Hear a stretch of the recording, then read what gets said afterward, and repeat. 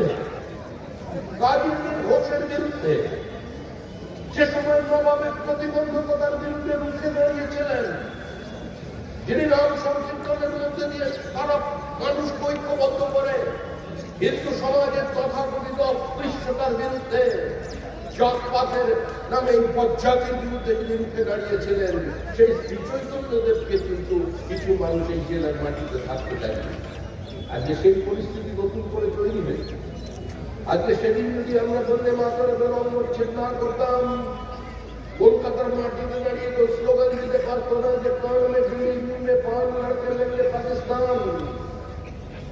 সেদিন যদি বলতে মাতারা অনুচ্ছেদ না হতো, সেদিন কলকাতায় দাঁড়িয়ে, পশ্চিমবঙ্গের বিভিন্ন জায়গায় দাঁড়িয়ে, ঢাকায় দাঁড়িয়ে, বরিশালে দাঁড়িয়ে, ময়মনসিংহে দাঁড়িয়ে, ফরিদপুরে দাঁড়িয়ে, যশোরে দাঁড়িয়ে, খুলনায় দাঁড়িয়ে মুসলিম লীগ আওয়াজ তুলতে পারতো না कि पहले पाकिस्तान देना पड़ेगा तब भी भारत शामिल होगा। पाकिस्तान दाबी मानते হবে তবে ভারত স্বাধীন হবে। Minority has a right to self-determination. We want the right of self-determination.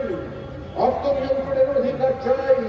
Hindu মুসলমান দুটি পৃথক জাতি এক জায়গায় বসবাস করতে পারে না, তাই তার নামে কোনো রাষ্ট্র কোনোদিন ছিল না, কোনো জাতি কোনোদিন ছিল না।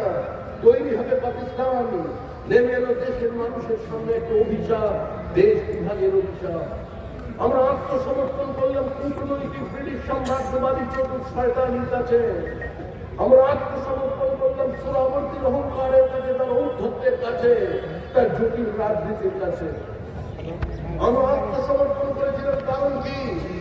কারণ ওল্ড ম্যান ভেরি হ্যারি, কিছু মানুষ বৃদ্ধ হয়ে যাচ্ছিলেন, তাদের খুব তাড়াতাড়ি ক্ষমতা দখলের প্রয়োজন ছিল, আর তারা কেউ জেলে যাবার জন্য প্রস্তুত ছিলেন না।